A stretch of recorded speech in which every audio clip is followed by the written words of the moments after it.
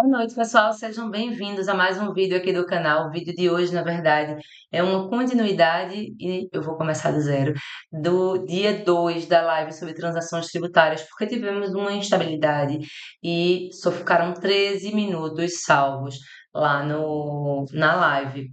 Mas, óbvio que eu não vou deixar vocês com conteúdo pela metade, então eu vou resumir um pouco as informações que eu trouxe logo no início e continuar falando sobre, continuar não, né? Começar a falar sobre as transações tributárias que foram publicadas agora no dia 1º de novembro de 2024. Tivemos o edital 06 e 07 de transações tributárias junto à PGFN. Como eu estou gravando esse vídeo, eu vou te pedir para seguir o canal, caso você ainda não siga, curte esse vídeo, comenta e pode tirar suas dúvidas também, porque sempre que possível eu busco sanar todas as dúvidas aqui pelo YouTube. Bem, sem mais delongas, eu vou resumir um pouquinho em relação ao dia 2. O que a gente falou no dia 2 das lives de transações tributárias, sobre transações tributárias? Eu comecei a falar sobre as modalidades de transação tributária, ia começar a falar sobre os novos editais de transação e as causas de rescisão de transação tributária e como evitar essas rescisões. Porque a gente sabe que determinados contribuintes, infelizmente, rescindem transações, permitem que essas transações sejam rescindidas e ele se prejudica pelo prazo de 2 anos em razão dessa rescisão. Então, como é que a gente consegue evitar, orientar esse possível cliente para que ele evite essa rescisão? Vou explicar aqui para vocês. Bem, basicamente existem 3 tipos de transação tributária: a transação tributária por adesão, a transação tributária individual e a transação individual simplificada, certo? Nas transações tributárias por adesão, inclusive tratei com vocês na live de ontem, vou colocar o link aqui embaixo na descrição do vídeo, elas dependem de edital publicado, certo? E aí, como eu informei para vocês, a gente teve uma atualização em setembro agora de 2024 na portaria 6757 de 2022, que impactou, infelizmente, impactou negativamente em relação à adesão de débitos recentes. Por quê? Porque a limitação para transações de pequeno, além da limitação das transações de pequeno valor, que exige que o crédito esteja inscrito há pelo menos um ano, isso inscrito em dívida ativa, certo, gente? E no âmbito da PGFN, a gente teve agora uma nova limitação em razão às transações comuns, onde o contribuinte só vai conseguir efetuar uma transação dos débitos que já estejam inscritos em dívida ativa há mais de 90 dias. Então, em relação à transação por adesão, a gente teve essa nova limitação em relação ao prazo de 90 dias, e aí eu quis pontuar também a limitação do prazo para adesão das transações de pequeno valor, que tem que estar inscrito com no mínimo um ano, além de também ser de pequeno valor, e são débitos inscritos de até 60 salários mínimos. Bem, a segunda modalidade de transação tributária, a gente pode contar com a transação tributária individual, porque ela independe de edital de transação em aberto. E aí, eu já começo pontuando a vocês em relação a esse prazo aí de inscrição de 90 dias para aderir à transação. Os editais de transação e a própria legislação, a portaria 6757, só traz a limitação para transações por adesão. Ou seja, quando a gente fala de transação tributária individual, a gente não está falando de limitação em relação aos créditos inscritos. Isso quer dizer que a gente, nesses casos, ainda pode utilizar a inscrição dos débitos que estão em cobrança administrativa no âmbito da Receita Federal para enviar para a PGFN aqueles que estejam constituídos há mais de 90 dias e na PGFN o contribuinte conseguir fazer essa adesão a essa transação com entrada facilitada, com possibilidade de desconto e pagamento facilitado também em até 120 vezes como é o caso desses editais aqui. Mas quando a gente trata de transação individual, a transação individual é um negócio entre as partes. Então, tudo vai depender dos termos que ou o contribuinte ou a PGFN impõe na transação. E só que o que é que acontece? Como tudo na vida depende, no direito principalmente, a gente sabe que vai depender, para que o contribuinte consiga aderir à transação tributária individual, vão depender de algumas condições. Por exemplo, os contribuintes conseguem aderir a essa transação individual quando possuem créditos num valor superior a 10 milhões de reais que estejam inscritos em dívida ativa. E quando se trata de dívidas de FGTS, os débitos precisam ter valor superior a 1 milhão de reais. Além disso, dessa condição em razão do débito, também pode, e não de forma concomitante, né? Os devedores podem aderir os devedores falidos, os devedores em recuperação judicial ou extrajudicial, em liquidação judicial ou extrajudicial, ou em intervenção extrajudicial.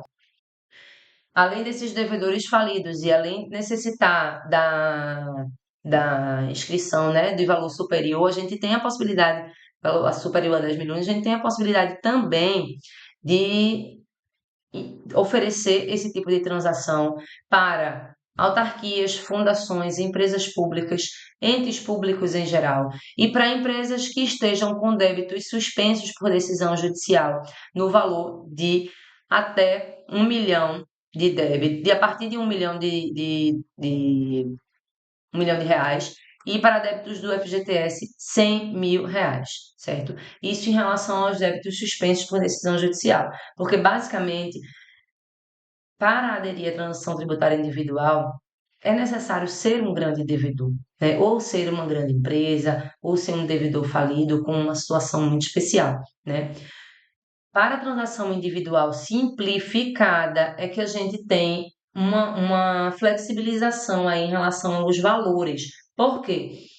Para aderir a essa simplificada, os contribuintes podem oferecer uma proposta de transação aos devedores, e mais uma vez não depende de edital, em relação aos débitos consolidados inscritos em dívida ativa, num valor superior a 1 milhão e inferior a 10 milhões. Ou seja, se o contribuinte se enquadra ali num valor de débito superior a 1 milhão de reais, vocês sabem que ele pode ter a possibilidade de aderir a uma transação individual simplificada, caso não esteja, óbvio, em causa de rescisão e o sistema esteja travado para ele. Aí eu vou falar um pouquinho mais sobre rescisão no final do vídeo. Quais são os tipos de benefício que a transação individual ela oferece para o contribuinte?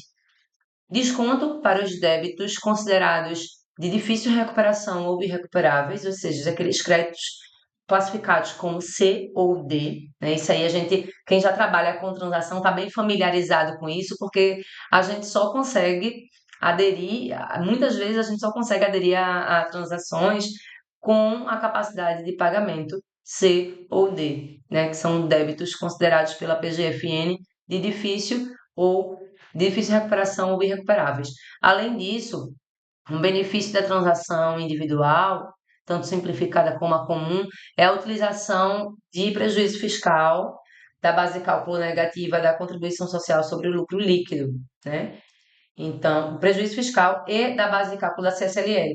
Então, isso é uma situação que, inclusive, eu vou pontuar com vocês quando eu falar dos editais, porque nesses editais especificamente, a PGFN não previu eh, a utilização de prejuízo nem base de cálculo negativa da CSLL.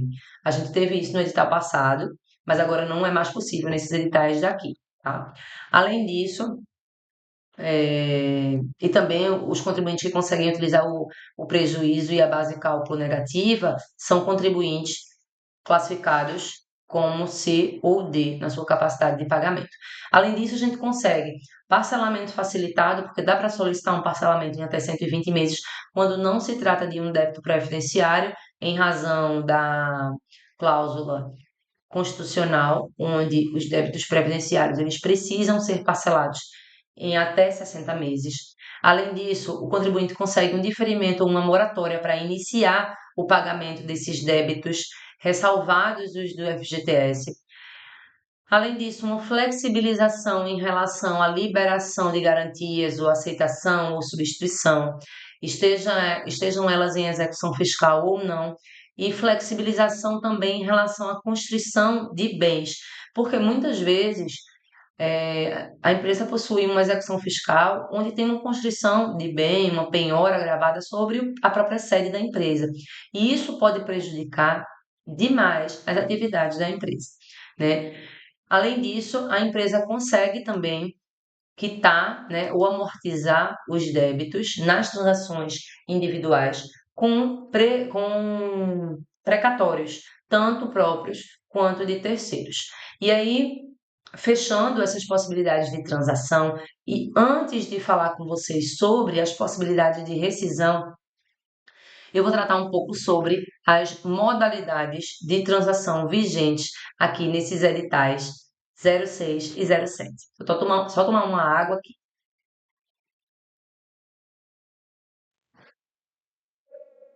Pessoal, o PGFN lançou no último dia 1º de novembro 2 editais de transação tributária e eu vou destrinchar ele agora com vocês, pontuando as questões que eu acredito que sejam mais importantes. Por quê?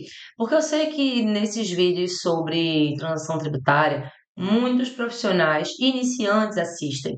Então, nada mais justo do que explicar desde o início para quem está iniciando a prestação desse serviço e pontuar o que eu achei de fato mais importante. Óbvio que até os editais são pequenos, cada um tem somente 4 páginas, mas eu não vou pontuar artigo por artigo.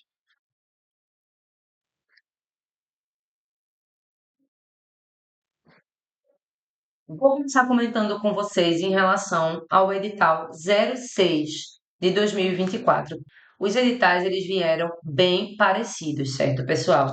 E aí, conforme eu for pontuando aqui, eu vou sempre dizer para vocês, isso também tem no edital 07, porque o edital 07, ele trouxe eh, solicitações de adesão somente para empresas do Simples Nacional, certo? Especificamente para o Simples Nacional, com um prazo, inclusive, muito reduzido.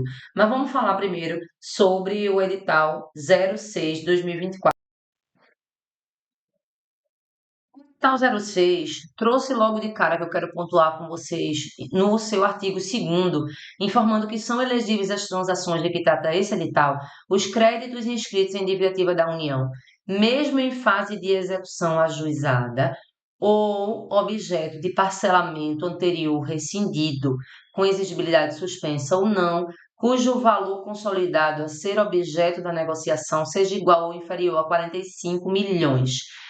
Essa parte aqui, a gente já teve dúvidas lá no grupo, na comunidade de transação tributária, em relação a esse parcelamento anterior rescindido, e eu preciso pontuar o seguinte: parcelamento é diferente de transação, certo? Quando um contribuinte ele adere a um parcelamento comum no âmbito da PGFN e rescinde esse parcelamento, não existe trava legal para efetuar novas transações tributárias. Mas quando a gente fala de transação, quando o contribuinte rescinde uma transação, independente da modalidade que tenha sido, ele fica travado pelo prazo de 2 anos desde a data da rescisão, certo?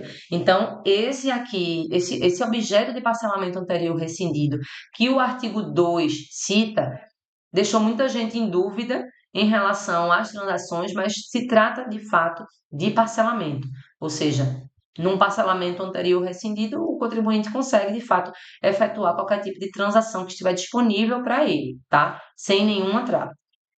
E aí trouxe aquelas limitações que eu falei com vocês no início, em relação aos débitos comuns, aos débitos, quaisquer débitos que não sejam da modalidade de pequeno valor, né? Vocês vão fazer. Óbvio que quando a gente entra no sistema, a gente faz diversas simulações de adesão para verificar qual é a melhor possibilidade para o contribuinte. E a gente sabe que existe essa modalidade de pequeno valor. Só que essa modalidade de transações de pequeno valor são somente para débitos de até 60 salários mínimos inscritos há mais de um ano e para microempresas e empresas de pequeno porte. Ou seja, restringe muito, certo?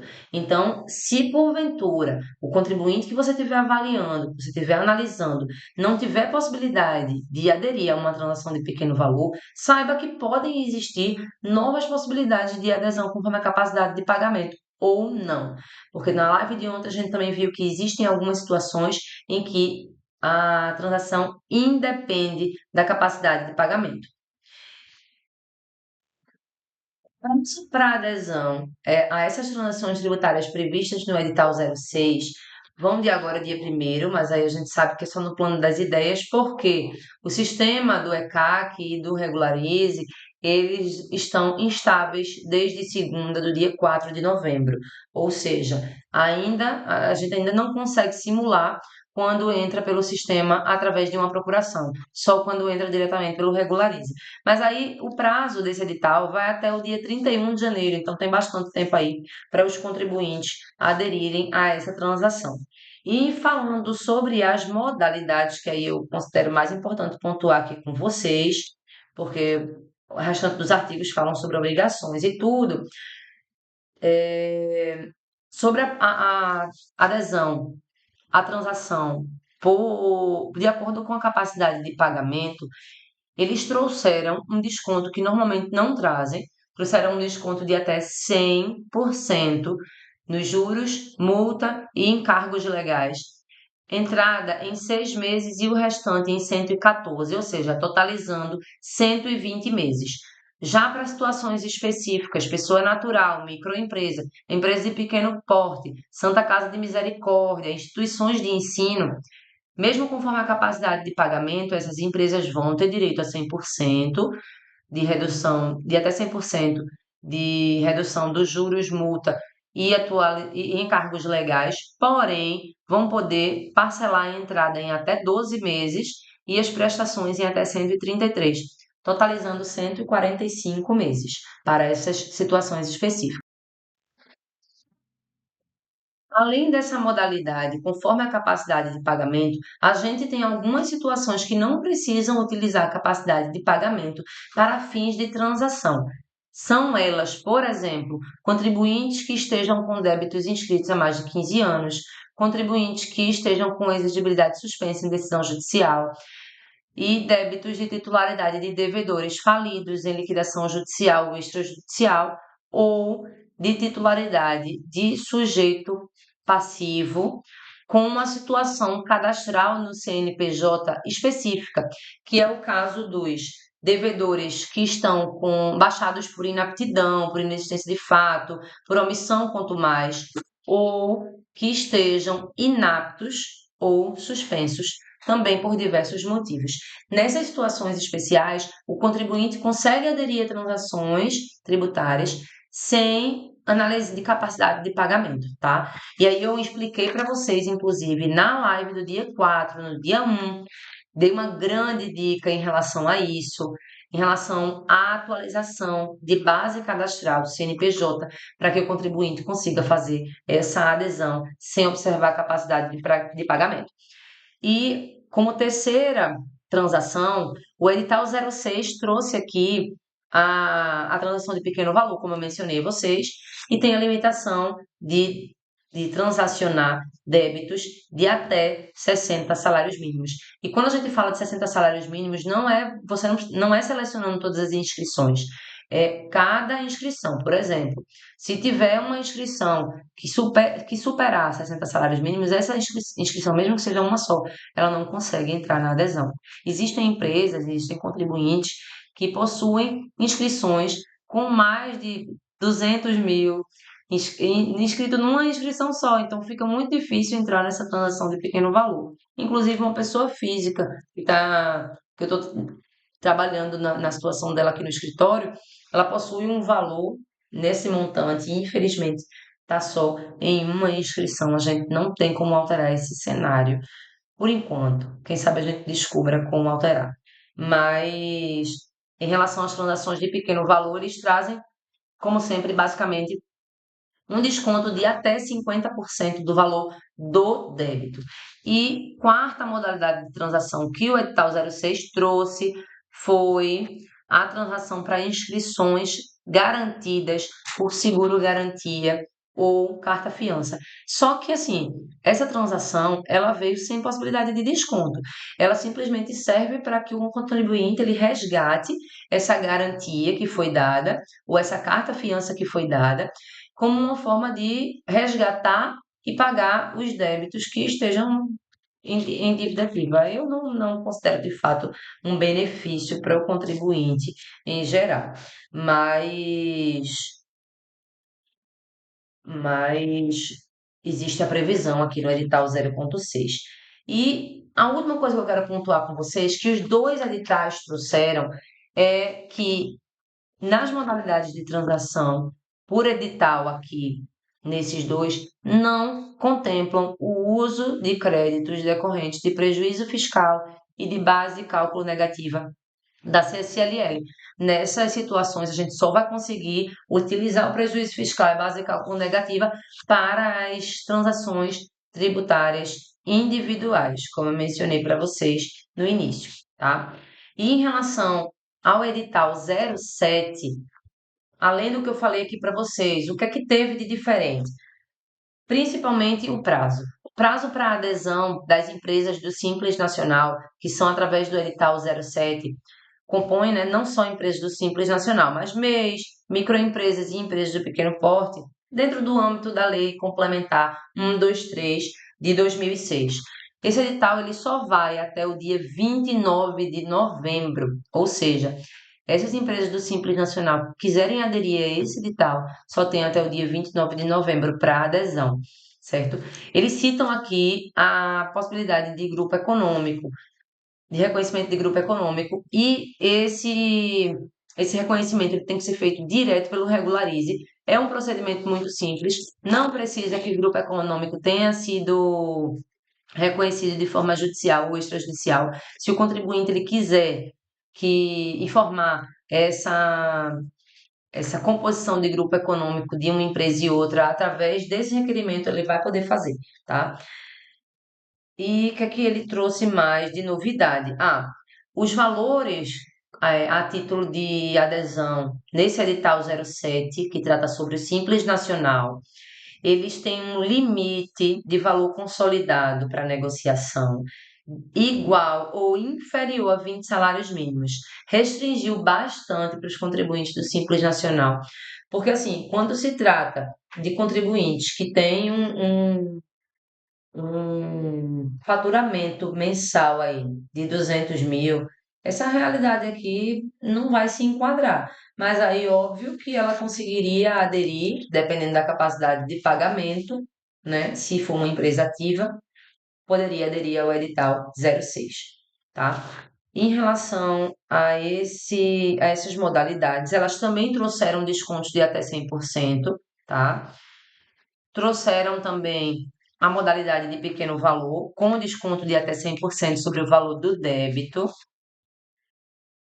E aí acaba caindo por terra aquela questão de 60 salários mínimos, porque a própria, o próprio edital de transação trouxe a limitação para adesão deste edital de 20 salários mínimos. Então, tanto a por adesão a de pequeno valor quanto a comum a limitação vai ser 20 salários mínimos. E aí talvez vale mais uma vez lembrar aquela questão de fazer a simulação dos débitos. Por quê?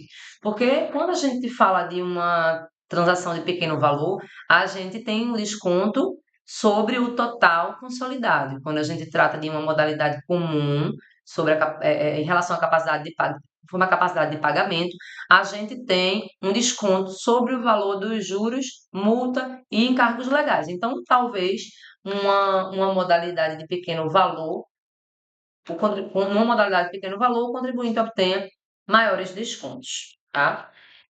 E também nesse edital trouxe aquela previsão de que não pode utilizar os créditos decorrentes de prejuízo fiscal em base de cálculo negativa da CSLL, mas nesse caso aqui é até mais aceitável porque se trata de empresas do Simples Nacional.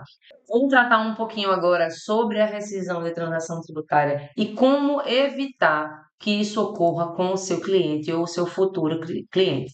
Por quê?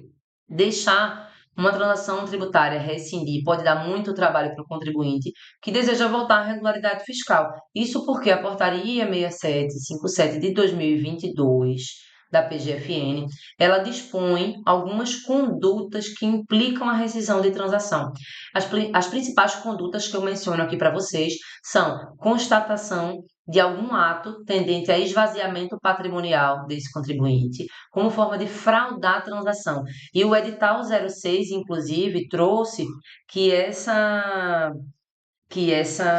possibilidade de fraude, ela pode até ser considerada antes, esse esvaziamento pode ser considerado antes da efetivação da transação.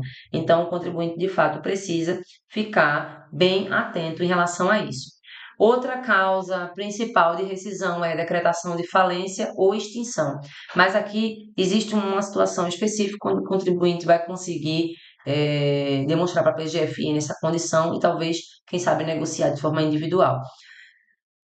Uma das causas que mais afetam os contribuintes é em relação ao descumprimento dos compromissos assumidos, como, por exemplo, o não pagamento de 3 prestações consecutivas ou alternadas do saldo devedor a ser negociado, certo?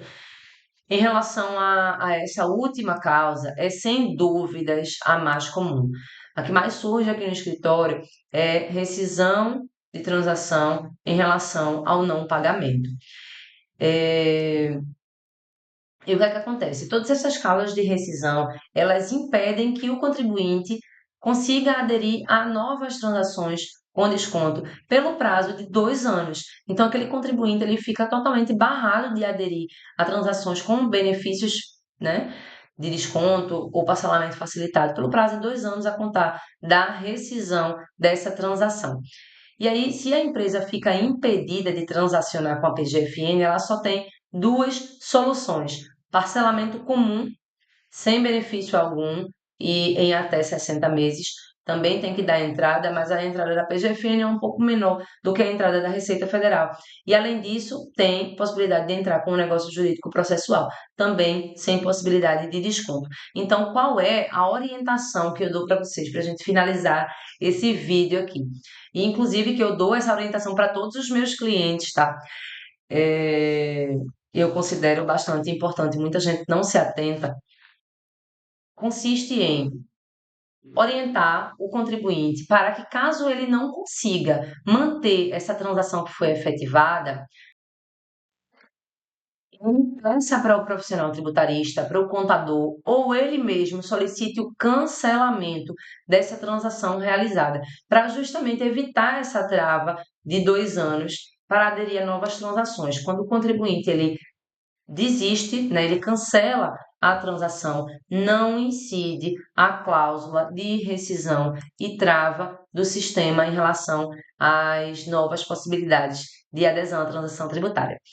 Bem, hoje, de fato, foi uma complementação à live que não deu certo no dia 5/11, mas o importante é que eu consegui passar todo o conteúdo para vocês e, de fato, eu faço isso aqui de coração.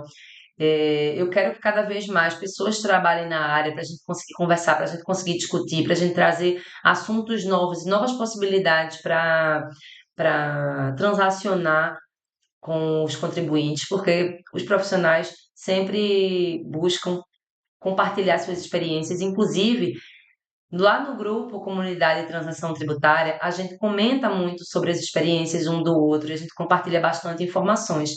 Então, eu vou também colocar aqui embaixo, na descrição desse vídeo, um link direto para a Comunidade de Transação Tributária, para que você entre e compartilhe com a gente suas experiências na área, seja você contador, estudante que queira atuar na área tributária, ou já seja um profissional tributarista que já atua ou que quer atuar nessa área. Eu aguardo vocês lá no grupo. Muito obrigada e até o próximo vídeo.